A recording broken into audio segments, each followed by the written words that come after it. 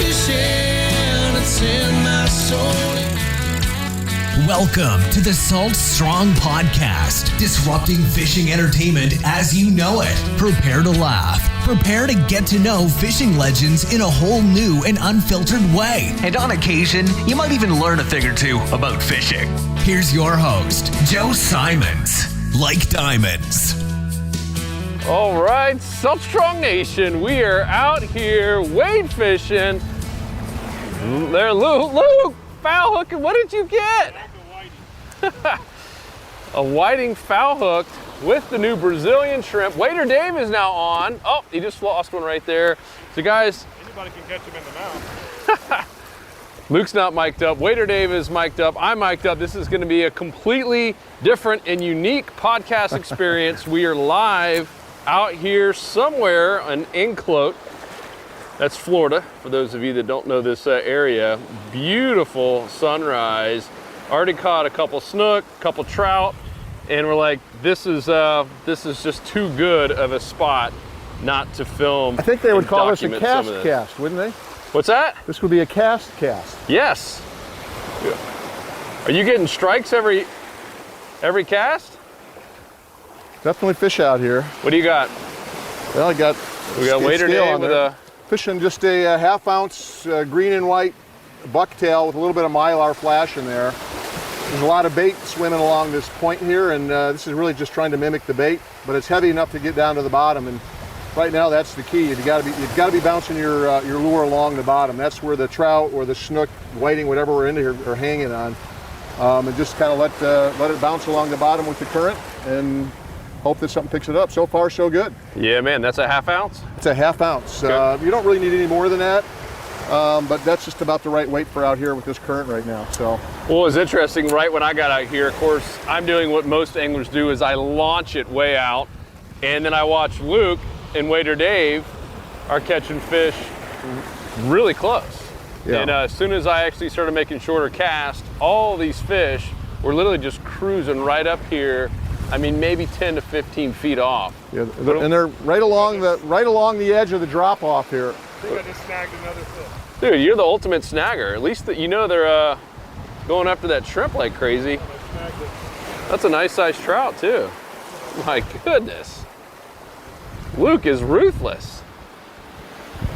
All right, Wader Dave's turn. So I was using that shrimp as well. These big trout seem to absolutely love this. So let's talk about the spot first and foremost. We got a lot of moving water. You guys can probably see it here, and if you're listening to the podcast, you can probably hear it. What else do you like about this spot, Wader Dave? Well, first and foremost is you got all the moving water, right? So you have actually in this case an outgoing tide, and what it's doing is it's kind of bringing all the water from St. Joseph Sound and going back out to the Gulf. So you tend to have the bait congregating here. You also have some really nice drop-offs on either side of the point. And surprisingly, the fish will hit on either side of the point, even with the incoming or outgoing tide. But they tend to want to hang right on the edge and right in the deepest part of that drop-off, right before or after the point. You guys get the little view here of what we're looking at. And look at that. I mean, super short cast. We got birds. We got bait. We got lots of current. We got the structure with all these different little sandbars, and you can just see how this whole area is getting changed constantly by storms. 'Cause I've been here before, and it looked differently than this here at the point. You can see here behind me just kind of what this looks like. And even though Wader Dave wade fishes like 200 days a year, a lot of times he's taking his boat to get. I love that shrimp. Did you get another strike on the shrimp? Every cast, bro. Every cast? They're tearing that thing up. Yeah, you guys are getting lots of strikes. Definitely getting hits on every cast. Oh, yeah. Oh, Luke's on again. And they're all just packed in there. What do you got this time? Whoa, there we go. Oh, doubling up. Wader Dave's on. I think we know what that might be. There he goes. Ah! That was a Big shark? it was either a 60-inch snook or a shark. What do you have, Luke? Probably trout. Another little trout. Dang. You break See it that? out? Look at that rainbow right behind us there, by the way. Oh, look at that. It's a double rainbow. That is you guys awesome. are listening. We have a rainbow out here in the middle of the morning. I didn't even know there's any rain nearby, but apparently there was. So what happened? You get ripped off? Yeah. Yeah, All right, I'm thinking that was so let's probably talk a shark. about what do you got? What are you using for leader? How long? Well, Got a pretty first good I'm leader. fishing a medium action rod, 7.6 spinning rod. Got a 3000 Shimano reel on here. I'm fishing only 10-pound test, which is all I ever use. Yep. I mean, there's not a lot of obstructions out here, so even if you do catch or hook a big snook, you're not likely to get broken off. You know, the exception here is, you know, I think I probably just hooked a decent-sized shark and didn't have much chance. But and then I'm fishing 30-pound, in this case, fluorocarbon leader. Again, I'm not sure that it really makes a difference whether it's mono or fluorocarbon, but I've got a lot of fluorocarbon to use up, so at this point. But that's what I'm using, and then, as I said, just you need a jig heavy enough to get the lure down to the bottom. That's the key right now. And so right now it's taking about a half an ounce with this current to get it down there. But that's, you know, the key right now. So, and as I said, I'm just fishing either a red and white or green and white, or in this case, I call this my Christmas jig. Oh yeah. It's red, white, and green, and again in a half ounce. But I'm noticing your fanny pack has become more manly since the last time I fished with well, you. part of it is because they've sold out of my normal one, and so last time I had to go a little bit bigger. But what I find myself doing, which I always try not to do, is with a bigger pack, I start putting more stuff in. It gets a little bit heavier, it gets a little more cumbersome. Yep. So I'm going to have to force myself to go back to a smaller pack just to become a little easier to handle. Cool. What knot do you tie? What do you like? Well, I use a loop? loop knot, Yeah. but I use what it's actually called the Mirror knot. It's extremely simple to tie. You know, I rarely, if ever, have it break off. And you know, when I'm out wading, you know, first of all, you're in wet water. A lot of times there's wind, so the knots need to be simple and quick. And this is about as simple and quick a loop knot as I've had. I've been using this loop knot for, you know, 25 years. I know there's others out there that supposedly are stronger, but if I tie it right. Hey, just so you know, Luke is trying to snake your spot there. Is he? Yeah, oh yeah, on camera. Yeah. Walking well, right behind you. He's laughing. I can't help but think you were complicit in that. A little something you had going on there. Oh, look at him! He's hooked in the second he comes over there. You got your shark? Might be a shark or your as well. 60-inch snook. Or a snook, or a jack. Could be a big jack. It's fighting kind of jacky. That's a big head shake. Watching your rod tip there. Well, let's hope it's a big snook. As soon as he got into my spot. Or a big tail cat. Oh, no. I don't think it's a big sail cat. You deserve it, dude. You deserve a sail cat. Or did you foul hook something again? What has he got? What? Big jack. It is a jack, isn't it? Half a jack. Oh, dang. Do you think there's any sharks out here? Yeah, that's a big jack too, dude. Might be some sharks. Holy smokes. That explains why it stopped fighting. Dang. You guys are listening to the podcast. Maybe we should go in a little shallower. What do you think? If you guys are listening to the, yeah, we're out here waiting, and that shark destroyed that thing. Look at that. Wow. All right, yeah, let's get the blood away from where I'm Right down in Joe's ankle. I'm waiting. Those sharks will come super shallow. That's nuts. Well, All right. and you know, honestly, this could be part of the reason why these snook aren't here right now. Yeah, so Dave, talk about that. You wade fish a lot. You've been out in this area pretty much most of the summer, and you said recently, you got something on? No, just some weeds. Recently, the bigger snook haven't been around. No, in fact, the 2 weeks prior to the last full moon, which was about a week and a half ago, the fishing had been awesome out here. I think that may have been the last big spawn for the snook for the summer. But as soon as that full moon hit, it seems like it's really been tough. The last week's been extremely tough. I haven't even seen a lot of big snook out here, but at the same time, I've hooked a number of pretty good sized sharks, come up with several half jacks Yeah.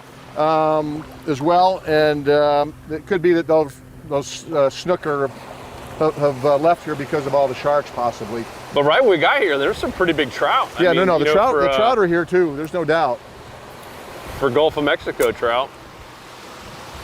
Now, the trout will hang around here almost all day long as there's not too many boats anchored up right here. As long as that tide's moving, Yep. and you get the lure to the bottom. And so tell us what you're doing here. You're letting it hit the bottom and then a quick little pop. Yeah, just popping it, and then when it comes up, that current's taking it. But you really want to feel the bottom. You want to feel it bouncing along that bottom. Well, good news, if you got your light action stuff and a half-ounce jig head, you can usually feel that bottom pretty well. No, absolutely. Luke's over there trying to get some more sharks. Yeah, this area just Although it's looks interesting, I'm glad you guys good. brought those shrimp today, because ever since I saw that video, I've been wanting to try it out here. I just haven't been able to get any. Yeah, our boy Marcos, who we had on the podcast, that was an incredibly popular podcast. One, because I think shrimp are just that universal bait that everyone likes to use, and two, that dude has more social proof than anyone I've ever seen. Yeah. That's all he does is target those monster snook, and apparently that's all they do in Brazil. Yeah. They call them the robalo down there, and that's the thing to do. Well, if I was down there, that's what I'd be doing. They have dialed it in with that shrimp. I think Luke's on something. Nope, missed it. But he finally got some more in. Just like all the tackle manufacturers, everyone's having a tough time keeping up with the demand and the supply. Inventory's been crazy low. But he sent us about 15 of them. Good news is that they're impossible to rip, so they last forever. But you do lose them occasionally to sharks or structure. So one of the tough parts about fishing out here right now, this time of year especially, is that the bite tends to be best right at sunrise. Yep, and and that's right when it all was happening. Tends to slow down, even by 7:30, 8 o'clock, the bite tends to slow.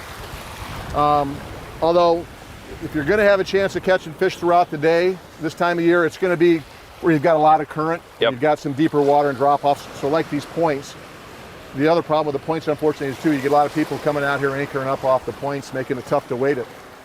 But that's why you got to come early morning and on a weekday, right? Yep, which is what we're doing. In the summertime. But you wade fish pretty much all year long. Absolutely all year round. That's all I do. So what's your I'm wading favorite? Probably at least 300 days a year. What's your favorite season? You know what? Whatever season it happens to be, I guess, it always ends up being my favorite season. But I really enjoy the kind of from late fall through the winter and spring. And are you always going to the beaches? I know you do a lot of causeway stuff too. I do. I mean, summertime for me is primarily I'm focusing on the beaches, points, inlets for the big snook. Anywhere where there's deeper water and a lot of water movement, that's normally where you're going to find and structure is where you're going to find those bigger snook. But I have a lot of really nice flats that are near some of these areas, around the Skyway in particular, where I'm picking up snook, not the big snook, but smaller to mid-sized snook along the mangroves and in the potholes. And those are steady producers all year round. What I love about wade fishing is, I just did it this past weekend with the family, is you can take the family to a little island like this. Yeah. Wife is happy, she's got her book and a margarita and a chair and an umbrella, and the kids are happy, they're out digging for sand fleas, shrimp, and trying to catch little bait, and Papa's happy because he can sit here and wade fish. Yeah, well, that's actually one of the reasons why I got into the wade fishing. I started it when my kids were little. Didn't hurt that I didn't have a boat either, but but we found some great spots that have, easy access. A lot of times they'll have concessions and bathrooms that are nearby, and some great fishing along with it. One. There we go. Nice. Wader Dave is on. Well, another Got it little real whiting. close to the, Well, there's a little whiting and trout you are coming guys. in here. you guys are tearing up the whiting. And that was super close. I mean, that hit, Yeah, he just followed it right up into the sand. Whoa. there we go. Hungry little whiting.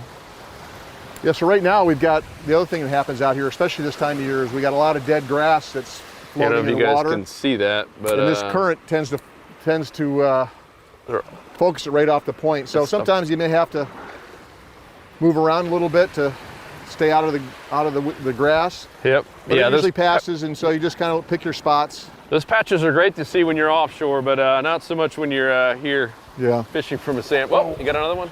Yeah.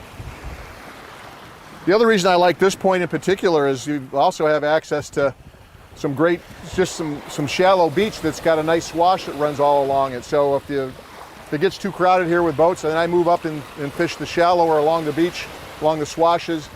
And in this case, on the inside, there's also some beautiful grass flats that can produce. So there's really a lot of different options, all within walking distance, quite honestly. So you can anchor the boat in one spot and really fish 3 completely different zones.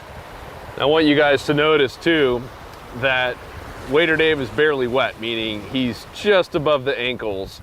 I was down in Boca Grande, and we took the boat down to Little Gasparilla Island, and we went and fished the point, and everyone was up at least to their waist, if not higher. Which one, that current is ripping there, so it's not even that safe. And I could see a couple snook coming in behind them. They were literally behind them. They had no idea. And I think that's just one of the best tips when you're fishing beaches like this that have a lot of moving water. Those snook and trout will go up super, super shallow. You do not need to be up to your nipples. No. In fact, I rarely wade more than waist deep. And if you do, it tends to get uncomfortable. It also gets tired. If you have to keep that rod up high, yeah. your shoulders start to really feel it pretty quickly. So Yep. another reason to not have to get deep. But as I said, more often than not, I see people out fishing, and I'm going to guess that most of the fish are between them and the shoreline Yeah. than there are in front of them. Yeah, that's, I think, one of the most common mistakes. You get any more strikes? Yeah, the bumps kind of slowed down here a little bit. Oh, here comes another boat, huh? Film Lukey out here. So all those. Luke, you still getting bumps? Yeah. So the salt strong guys are out here with Wader Dave. We're gonna go take their spot. That's why Wader Dave always carries. he sends a warning shot to anyone who comes to his area. So don't try to follow Wader Dave to his wade fishing spots. Very aggressive guy. He's a pacifist. So we still got some birds all around us. There's definitely still some bait out here. Yeah, no. I think the biggest issue right now is we've got all this grass that's just moved in. Yeah, this so, is crazy how much grass is pushing through here. So we may have to wait till it passes us. So you started off with the bucktail. Is that your kind of your go-to on? It is right here. I fish it a lot, and again, primarily because it sinks quickly, gets to the bottom, and they're durable, and they catch anything and everything. Yep. Although I will tell you, I'm impressed with the shrimp that Luke's fishing, because I think that's ideal for here, especially if you can put it on a little larger jig head like that half-ounce. Yeah, and pop that thing off. I think it's that big tail that when it pops, it almost like slaps the sand. Yeah. That tail does, because it's still pretty stiff. Well, I think he's going to get a chance to use that at a couple other places we go. Yeah, Definitely I'm getting pumped. bumps. They're just, I don't know if these are the little whiting that are just chasing this thing around. I'm going to see if I can't pick up something over this side, over here a little bit deeper. I had Mark Sosin on the podcast, Yeah. and we were talking about lures, and he had shared with me something I thought was pretty cool, that apparently in World War II they gave every soldier kind of like an emergency SOS kit, Right. and inside that kit was, guess what? A bucktail jig? A white bucktail jig. Yeah. That every soldier had as basically a survival like SOS. If you're out in the middle of nowhere You got some fishing line and a white bucktail jig. Well, to me, that proves 2 points. Number one, bucktail period are effective, right? Yep. There we go. Oh, Luke's on. What do we got here, Lukey? That was a nice trout. So Luke's not mic'd up. Oh, it just came off. That was a nice one. Solid trout. So let's show this lure real quick. So this is what we've been talking about here. The one that we're testing from Brazil. Big jig head, half-ounce jig head, big shrimp lure, bouncing on the bottom. And so that tail is what I was mentioning earlier. This thing is just, when you pop it off the bottom, I believe that's just going up and stirring up even more sand. And it's as soon as you get that pop off the bottom is normally when you feel that little hit right on the drop. See if Luke can do it again. That's a big trout in here, man. Dang. This other boat coming up here next to us saying, oh, I see what's happening here. They're kind of, you see them? They were kind of moseying around to see if we had any tight lines. The second you got that trout on, whoop, whoop. Oh, I think he's dropping his wife off. He's like, oh, honey, you get to go hang out today. I'm gonna go fishing. That's pretty funny. All right, Luke can do it. He gets one more chance. Waiter Dave's out there hitting the other point. Big one way out there. There's a lot of grass. Yeah. You think they're moving a little bit further off now that the sun's coming up? Yeah, I think we've just hammered these right here. Oh, is Waiter Dave on? Oh, he's just got a bunch of grass on. Yes, it's a cool little area here. Definitely a lot of fish. As long as you don't get any more of them sharks. We'll have the gear for that. Waiter Dave's going way out there, which I'm not gonna risk. If you guys have been following us, you already know that we lost one nice camera on a podcast to the ocean, which was brutal. And our boy Cody, which is why I'm having to do it, Cody had some surgery. So we'd already had this in the books. We're not gonna let Waiter Dave down. So we said, you know what, I'll film. I'll be the podcast guy. Still gonna do my own podcast. So if you guys are listening, I haven't been in the picture once. I'm actually holding the camera and mic'd up. Oh, Waiter Dave, oh. Dude, he just tried to set the hook on something. And trying to film all this. I'm still gonna send the footage to Cody to edit it. So Cody, if you're watching this, we miss you, buddy. This is hard work. Get while you're carpal tunnel, while your hand's so tired. See if Luke can get any more, and we'll close it down. Now, if you want to know more about Waiter Dave, he's got his own site. He's done a couple courses with us. We did the Wade Fishing Mastery, which was a top seller, and we've done a few other tips. And of course, Dave is one of our insiders, so he's in there constantly, posting little tips and fishing reports on where he is. Oh, Luke's on. Luke's on. Oh, dude, we have to end this podcast on a good note. Luke is still there fishing the shrimp. Waiter Dave is still way out there, and I'm itching to do a little fishing myself. I made a couple casts. I'm 1 for 3, dude. That's like pretty good in baseball. Really good in fishing. I had a really nice trout that I landed on the same shrimp Luke has, just slightly different jig head. And you guys stay tuned. We might start supplying some of these shrimp to our members because doggone it, they work. That first time we went out with Marcos and his wife Luana, we were down in Everglades and we were fishing pretty deep, 12 to even 20 feet and catching those monster, 35 to 40 plus inch snook. And so we could tell that this shrimp worked. However, there was still a little doubt, is this going to work for the everyday Joe and Luke, the everyday guy and gal who's out there just trying to get a tight line and catch a bunch of fish. And the more we keep fishing with it, fishing docks, now wade fishing with it, it continues to keep working. Oh, Waiter Dave's coming back. Yell at me if you get one more on, Luke. We can close up this podcast. But to me, this is, I believe, one of the best ways to fish. It's almost like hunting. It's it's almost kind of like bow hunting, really, right?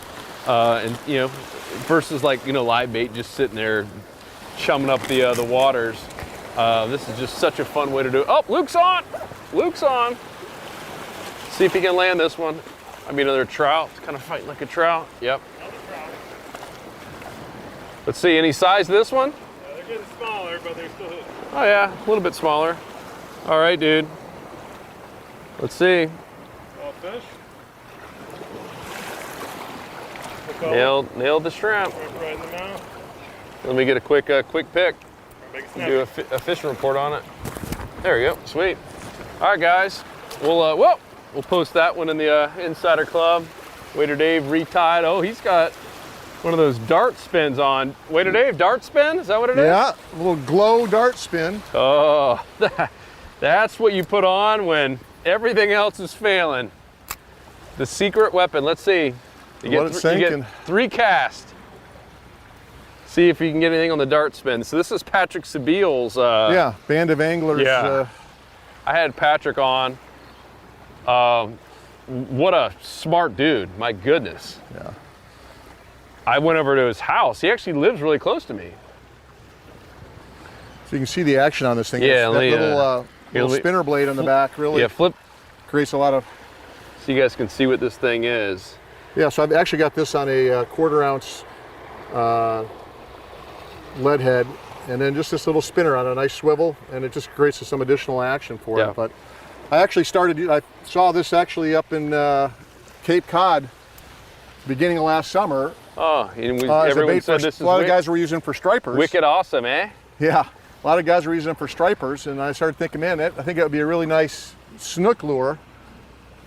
And as soon as I got back here after my trip last summer, I started putting on it, and really turned out it really is a good snook lure as well as trout or anything else. Yeah, oh man, I don't know if you guys can see that. Just follow right there. Something came up and almost hit it right there at its feet. So right now we got to either get in front of or past the grass. Yeah, there's a nasty, never-ending line of grass that just keeps going and going and going. Yeah, it's kind of disrupting our ability to fish this effectively right now. Well, I think what you guys are missing is the third man, me, fishing. It could be. I'm going to close up this podcast, do a little fishing myself. We'll do a few more tips. We'll do some wade fishing tips. And we're gonna hit a couple more spots. Some keeps following you up there too. Yeah, no doubt. All right, guys. Well, that is it. I am gonna flip the camera and make an appearance. That is it. You can see I have my headphones on so I can hear everything. Make sure there's no static. And we appreciate you big time. If you haven't already subscribed to the podcast, please do. We are right there at 1 million total downloads now, if you can believe that. 1 million downloads of the podcast. We appreciate you guys so much. It has been really just a blessing to have amazing people like you, both as an audience and two as insiders. So for all you know, almost 15,000 insider members, thank you so much for all the love, all the support. You were like family to us. And if you're not an insider member, what the heck are you waiting on?